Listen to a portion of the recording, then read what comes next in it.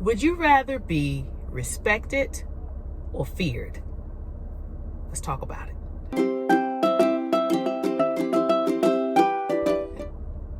Thank you all so much for joining me for another episode of Older Women Teach the Younger Women. I was thinking about, I'm on my way into the gym, but I was thinking about this for a while now. You think about areas in your life where you have made mistakes. And then when you see other people making those mistakes, you're like, my God, throughout a lot of my life, and I'm thankful to say this, I have been able to hold leadership positions, whether if it was in school, in college, career-wise, where I've had people who I was, over them in some capacity. And since I've been a stay-at-home mom all those years and then not really in the workforce, it gave me a lot of time to think about, when I was in leadership, areas how I made mistakes. And because at the time I led with more authority, but in a way where it may not have always been respected by those underneath me, more so, but it may have been feared.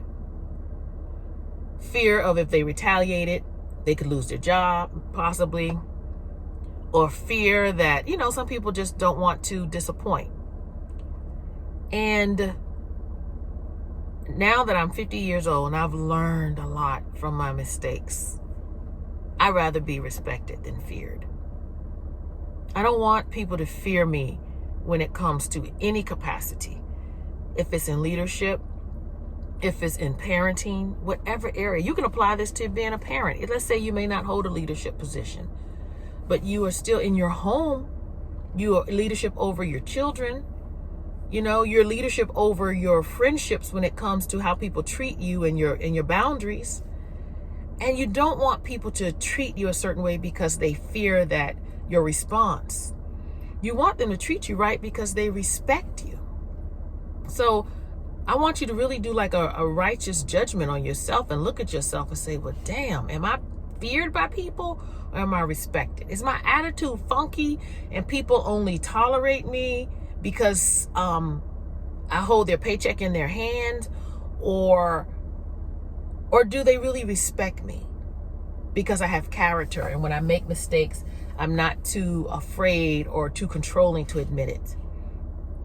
You don't want to lead like that. When I was watching sometimes, and I haven't watched her in a long time, but sometimes when I would watch the Wendy Williams show on TV, and I would see how so many people, and this is just my opinion, allegedly, it's just what I observe. It seems like those people around her, like the Norms and the young lady, the woman who does the crowd and everything, it seems like they, especially in the beginning, now they seem like they're just like whatever, but it seemed like they just always would agree with everything she said. And, they always say, yes, boss, and stuff like that. And to me, it didn't feel like these people respect her. I mean, I'm not saying they don't, because they probably do, because in spite of her flaws, like all of us, you got to admit the woman's hustle has been real, regardless of how you feel about her. But in many cases, when I watch them, I see how a lot of them, they fear her, or it appears to me like that, allegedly, in my opinion.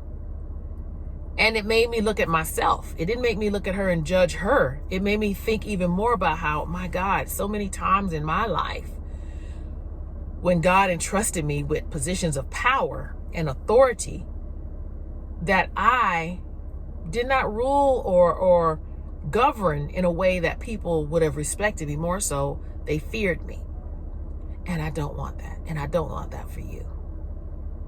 So how to not get your people underneath you to fear you but respect you?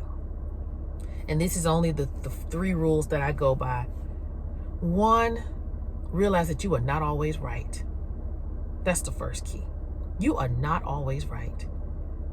2, other people's opinions are important. They are.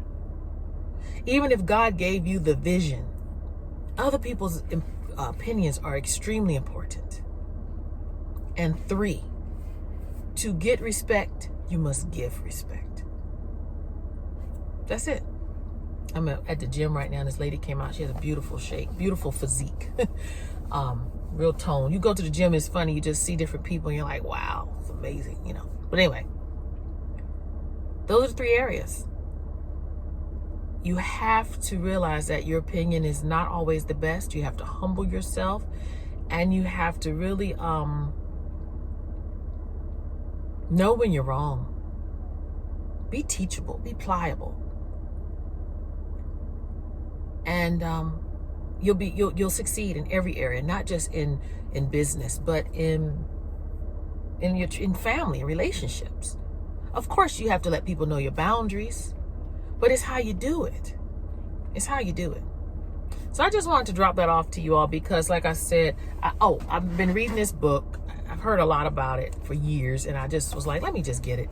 The 48 Laws of Power. I know so many of you all heard of it.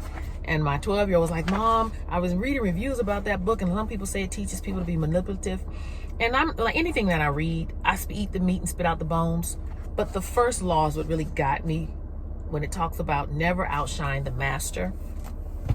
And basically what it's saying is that those of us, if you have someone that's over you in whatever capacity, you don't want to come off so arrogant where you make your leader feel as though they're less than you or their job is in jeopardy. You understand? So I've learned to really humble myself. I had to learn that, you know, because like I said, if you want to be effective in this world, you can't be if you're always offending people, popping off with your mouth, giving your opinion. Everybody doesn't want your opinion, you know? So you all be blessed. I just wanted to talk to you all briefly because I really, it's important that as older women teach the young women that you learn from my mistakes, you know, in every area. And one of my biggest mistakes was people fearing me instead of respecting me. And now I thank God that I really believe that now it's turned around where people respect me more so than fear me. Talk to you soon. Be blessed. Bye.